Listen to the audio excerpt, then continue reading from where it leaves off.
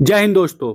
Iran ने officially ये confirm कर दिया है कि अयतुल्लाह अली खेमनेई की मृत्यु हो चुकी है और अयतुल्लाह खेमनेई के मौत पर ईरान में 40 दिन का शोक घोषित किया गया है और 7 दिन के लिए पूरा ईरान बंद रहेगा। और कल शनिवार को खेमनेई के घर पर जो अचानक से अटैक हुआ उसमें सिर्फ खेमनेई की मौत नहीं हुई, उनके पूरे परिवार और ईरान के 7 बड़े कमांडर्स की मौत हो गई। खेमनेई की बेटी, दामाद, पोती, पोता, उनका बड़ा बेटा मुस्तफा, उसकी वाइफ सब मारे गए। खेमनेई के घर का ये जो एरिया था जिस पर अटैक हुआ उस पर अचानक से 30 मिसाइल के साथ अटैक हुआ। आप देख सकते हैं अगल बगल की सारी बिल्डिंग सेफ है, पर जो खेमनेई बिल्डिंग थी उसको एकदम पिन पॉइंट एक्यूरेसी के साथ डीप पेनिट्रेटिंग वाले मिसाइल से अटैक किया गया और अटैक बहुत ही बड़ी प्लानिंग के साथ किया गया था। ये अटैक शनिवार को ही इसलिए हुआ क्योंकि मोसाद और सीआईए के पास इंटेलिजेंस रिपोर्ट थी कि शनिवार को दिन में खेमनेई अपने सारे मिलिट्री कमांडर्स के साथ और डिफेंस मिनिस्टर के साथ एक बड़ी मीटिंग करने वाले हैं और इसकी रिपोर्ट अमेरिका और इजराइल के पास पहले से थी। तो जब ईरान के डिफेंस मिनिस्टर और आईआरजीसी के सारे बड़े कमांडर्स मीटिंग करने के लिए खेमनेई के घर पर आते हैं, उसी समय 200 फाइटर जेट्स के साथ ईरान में अलग अलग 70 जगह पर अटैक होते हैं।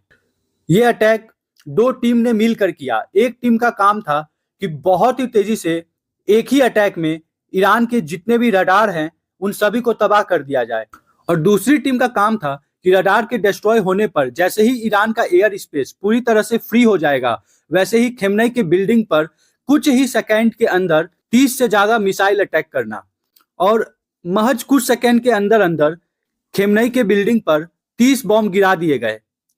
अब ईरान के सुप्रीम लीडर और सारे बड़े कमांडर्स के मौत के बाद ये तो कंफर्म है कि ईरान का मोराल थोड़ा डाउन हुआ होगा, लेकिन अभी खेमनेई के मौत पर काफी जगह शोक मनाया जा रहा है। सिर्फ ईरान में नहीं, इराक में भी शोक मनाया जा रहा है। हमारे भारत में भी काफी जगह खेमनेई के सपोर्ट में रैली निकल रही है। जम्मू कश्मीर, लखनऊ और अलग अलग शहरों में खेमनेई के सपोर्ट में लोग बाहर आ रहे हैं। कराची में तो जो शिया समुदाय है उन्होंने खेमनेई की मृत्यु की खबर सुन के अमेरिकी दूतावास में तोड़फोड़ करना स्टार्ट कर दिया। अभी पूरी दुनिया में जहां जहां शिया समुदाय हैं वो लोग काफी ज्यादा प्रोटेस्ट कर रहे हैं। लेकिन अब इम्पोर्टेंट ये है कि क्या इजराइल और अमेरिका जो चाहते थे कि खेमनेई के मौत के बाद रेजिम चेंज हो जाए वो हो जाएगा? तो ये अभी होता हुआ नहीं दिखाई दे रहा।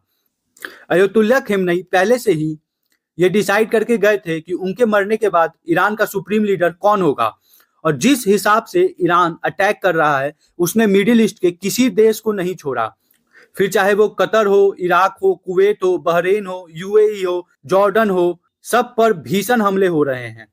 अभी दुबई में इतने हमले हुए कि बुर्ज खलीफा को ब्लैकआउट करना पड़ा। तो एक तरह से पूरे मिडिल ईस्ट को ईरान ने इस युद्ध में घसीट लिया है।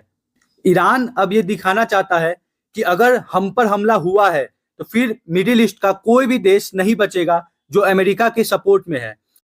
अब ईरान एक साथ इतने देशों पर अटैक इसलिए कर रहा है क्योंकि ये सारे मिडिल ईस्ट के देश काफी ज्यादा पैसे वाले हैं, और जब इन पर अटैक होगा, जब इनकी बड़ी बड़ी बिल्डिंग, एयरपोर्ट्स पर अटैक होगा तो इकोनॉमिकली इन देशों को बहुत लॉस होगा, और ये देश अमेरिका पर प्रेशर बनाएंगे कि इस युद्ध को जल्द से जल्द रोका जाए। प्लस इन देशों पर अटैक से दुनिया में पेट्रोल के दाम काफी बढ़ेंगे क्योंकि पेट्रोल की ज्यादातर सप्लाई इन्हीं देशों से होती है। प्लस ईरान अब स्ट्रेट ऑफ हॉर्मुज को भी ब्लॉक करना चाहेगा, जिससे बहुत ही ज्यादा दुनिया में महंगाई बढ़े, तेल के दाम बढ़े, और पूरी दुनिया मिलकर अमेरिका पर ये प्रेशर बनाए कि इस युद्ध को जल्द से जल्द रोका जाए और ईरान की शर्तों पर रोका जाए।